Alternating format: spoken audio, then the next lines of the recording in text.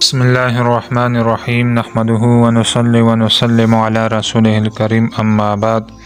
حضرت مولانا محمد منظور احمد نعمانی رحمہ اللہ تحریر فرماتے ہیں کہ رسول اللہ صلی اللہ علیہ وسلم کی بعثت سے پہلے زمانہ جاہلیت میں عربوں میں مرد و عورت کے باہمی تعلق اور اولاد سے متعلق کئی طریقے اور ضابطے رائج تھے۔ ان میں سے بعض نہایت گندے اور شرمناک تھے۔ ایک طریقہ اصولی طور پر صحیح اور شریفانہ تھا۔ رسول اللہ صلی اللہ علیہ وسلم نے اس کی اصلاح فرما کر بس اسی کو باقی رکھا اور دوسرے سارے طریقے یکسر ختم فرما دیے اور ان کو سنگین گناہ اور جرم قرار دیا۔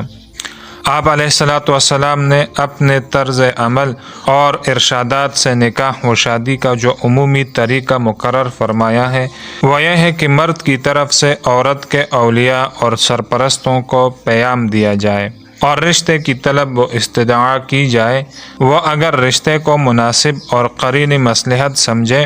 تو عورت کے عاقلہ بالغہ اور صاحب رائے ہونے کی صورت میں اس کی مرضی معلوم کر کے اور کمسن ہونے کی صورت میں اپنی مخلصانہ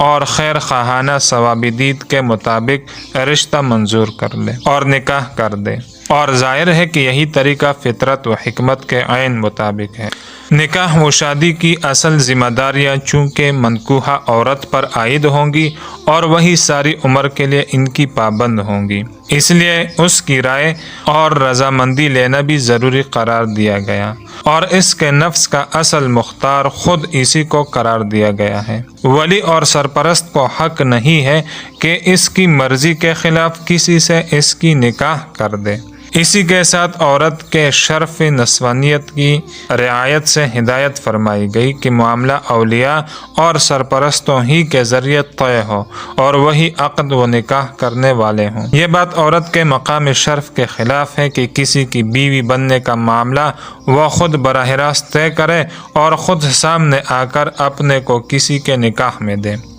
اس کے علاوہ چونکہ کسی لڑکی کے نکاح کے کچھ اثرات اس کے خاندان پر بھی پڑتے ہیں، اس وجہ سے بھی اولیاء یعنی خاندانی بزرگوں کو کسی درجے میں دخیل قرار دیا گیا ہے۔ اس کے علاوہ یہ بھی حقیقت ہے کہ اگر سارا معاملہ عورت ہی کے ہاتھ میں دے دیا جائے اور اولیاء بے تعلق رہیں تو اس کا بہت زیادہ امکان ہے کہ بیچاری عورت دھوکہ کھا جائے اور کسی کے دام فریب میں آ کر خود اپنے حق میں غلط فیصلہ کر لے۔ ان سب وجوہ کی بنا پر ضروری قرار دیا گیا ہے کہ خاص استثنائی صورتوں کے علاوہ نکاح و شادی اولیاء ہی کے ذریعے ہوں۔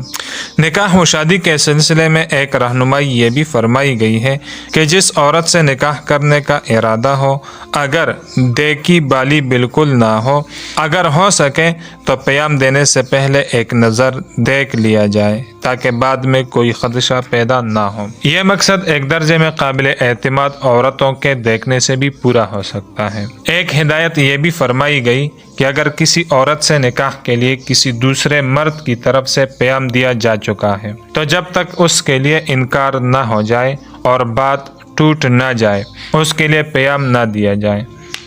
اس کی حکمت ظاہر ہے۔ نکاح کے لیے یہ بھی ضروری قرار دیا گیا ہے کہ وہ خفیہ نہ ہو، کچھ لوگوں کی موجودگی میں اعلانیہ ہو جو اس کے شاہد اور گواہ ہوں، بلکہ بہتر بتایا گیا ہے کہ مسجد میں ہو۔ اسی طرح نکاح کے موقع پر خطبہ بھی مسنون ہے۔ مرد کی طرف سے عورت کے لیے مہر کا نذرانہ بھی ضروری قرار دیا گیا ہے۔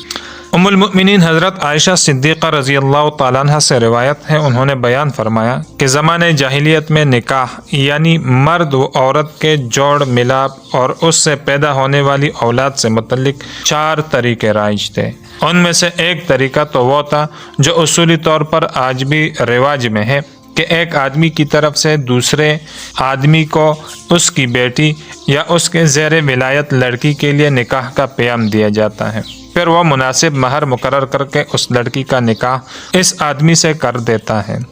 دوسرا طریقہ یہ تھا کہ کسی آدمی کی بیوی جب حیض سے پاک ہوتی یعنی اس وقت عورت میں حاملہ ہونے کی صلاحیت زیادہ ہوتی ہے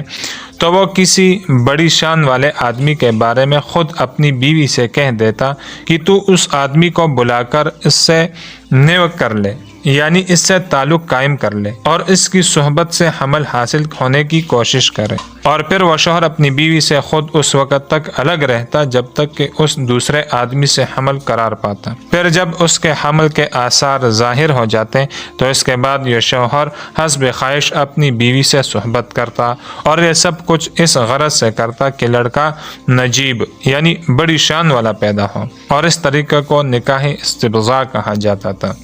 تیسرا طریقہ یہ تھا کہ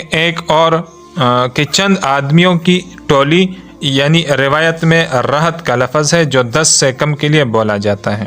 ایک عورت کے پاس پہنچتی اور ان میں سے ہر ایک اس سے صحبت کرتا، اور یہ سب باہمی رضامندی سے ہوتا۔ پھر اگر وہ عورت حاملہ ہو جاتی اور بچہ پیدا ہوتا تو چند روز کے بعد وہ ان سب آدمیوں کو بلوا کر، یعنی اگر وہ عورت حاملہ ہو جاتی اور بچہ پیدا ہوتا تو چند روز کے بعد وہ ان سب آدمیوں کو بلواتی، اور دستور کے مطابق کسی کے لیے بھی اس کی گنجائش نہ ہوتی کہ وہ نہ آئے، اس لیے سبھی پہنچ جاتے تو وہ کہتی کہ جو کچھ ہوا تھا وہ تمہیں معلوم ہے، اور اس کے نتیجے میں میرے یہ بچہ پیدا ہوا، اور پھر وہ ان میں سے جس کو چاہتی نامزد کر کے کہتی کہ اے فلانے یہ تیرا لڑکا ہے، پھر وہ لڑکا اسی کا مان لیا جاتا اور وہ آدمی انکار نہیں کر سکتا تھا۔ یہ تیسرا طریقہ تھا۔ چوتھا طریقہ یہ تھا کہ ایک عورت سے بہت سے لوگوں کا جنسی تعلق ہوتا، کسی کے لیے کوئی روک ٹوک نہ ہوتی، یہ پیشاور رنڈیاں ہوتی تھی، اور ان کے گھروں کے دروازوں پر بطور علامت کے ایک نشان نصب ہوتا تھا، جو کوئی بھی چاہتا ان کے پاس پہنچ جاتا۔ تو جب ان میں سے کسی کو حمل رہ جاتا اور پھر بچہ پیدا ہوتا تو اس سے تعلق رکھنے والے یہ سب لوگ جمع ہو جاتے اور قیافہ شناسی کے ماہرین بلائے جاتے، پھر وہ اپنی قیافہ شناسی سے اس بچے کو جس کے نطفے سے سمجھتے اسی کا لڑکا قرار دے دیتے، اور بس وہ اس سے چپک جاتا اور اسی کا بیٹا کہا جاتا، وہ اس سے انکار نہیں کر سکتا۔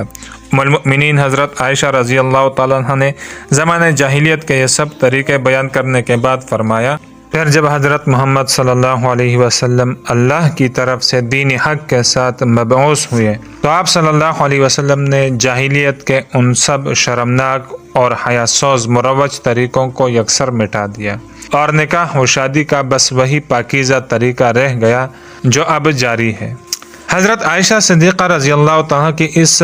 طویل روایت سے اندازہ کیا جا سکتا ہے کہ رسول اللہ صلی اللہ علیہ وسلم کی بعثت سے پہلے عرب کیسی گندگیوں اور تاریکیوں میں تھے، اور پھر آپ صلی اللہ علیہ وسلم کی ہدایت اور تعلیم و تربیت نے ان کو آسمان ہدایت کا چاند اور سورج بنا دیا۔ اللہم صلی وسلم علی سیدنا و مولانا محمد وعلی آلہ واصحابہ اجمعین۔